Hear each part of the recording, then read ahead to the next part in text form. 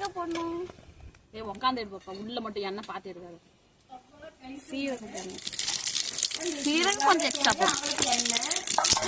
அப்புறம் ஒரு பக்கம் பேசி வெங்காயம், கருவேப்பிலை, பூண்டு, பச்சை மிளகா, காஞ்ச மிளகா இதெல்லாம் போடணும். ஃபஸ்ட்டு மிளகா தள்ளி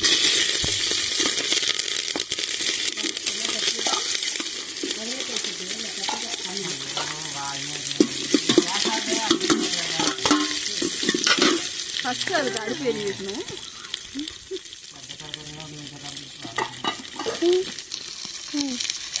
இந்த பக்கம் களிக்கு வள வச்சு பாருங்க.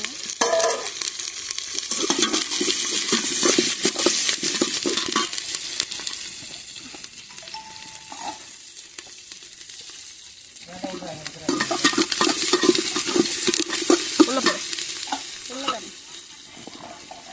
அப்புறம் மஞ்சள் தூள் கொஞ்சம் போடணும்.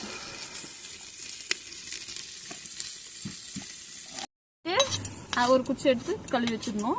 இப்போ ஒரு குச்சி வச்சுட்டு நல்லா களி மசிச்சிடணும்.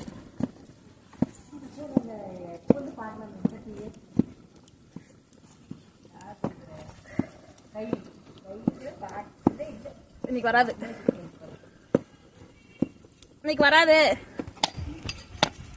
நைனா இல்லைன்னு அர்த்தம்.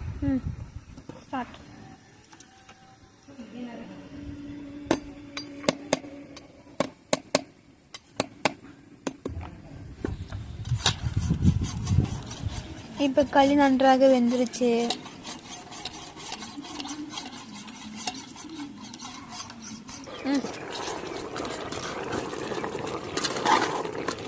இது நன்றாக வெந்துருச்சு.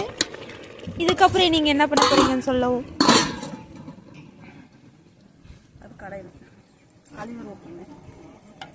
இப்போ பார்த்தீங்கன்னா களி வந்து வெந்து இறக்கியாச்சு, கீழே வச்சாச்சு. இப்போ பார்த்தீங்கன்னா கத்திரிக்காய் வெந்துருச்சு. இப்போ கடைஞ்சிட்டு அது தாளிச்சாச்சு. தாளிச்சு எடுத்தா கடையிறது. ஓ, தாளிச்சிட்டு கடையிறீங்க, அவ்வளோதானா? இதுக்கு மேலே ஏதாச்சும் செய்ய வேண்டியதாக சொல்லுங்க. எதுவும் இல்லை, அவ்வளோதான். உப்பு பார்த்து உப்பு காரம் சரியா போச்சுன்னு பார்த்துட்டு எடுத்து வச்சுட்டு சாப்பிட களிக்கு போட்டு சாப்பிட்டா செம்ம டேஸ்ட்டாக இருக்கும். ஓகே, இப்போ பார்த்தீங்கன்னா இயற்கையாக செஞ்சு பாருங்க. இயற்கை இப்படி செஞ்சு அடுப்பில் செஞ்சு இப்படி களி கத்திரிக்காய் சட்னி செஞ்சு சாப்பிட்டு பாருங்க, செம்ம டேஸ்ட்டாக இருக்கும். சாப்பிட்டு பார்த்துட்டு நீங்கள் கமெண்ட் பண்ணுங்க, லைக் பண்ணுங்க, ஷேர் பண்ணுங்க, கமெண்ட் பண்ணுங்க. இதே போல பாருங்க, இதே போல நீங்க வந்து செஞ்சு பார்த்து கேஸ்ல அட்லீஸ்ட் கேஸ் அடுப்பு நீங்க யூஸ் பண்றதா இருந்தா நீங்க கேஸ் அடுப்பு யூஸ் பண்ணாதீங்க. அண்டு விறகடுப்புல யூஸ் பண்ணுங்க. எந்த சாப்பிட்றதும் ஆரோக்கியமாக இருக்கும்.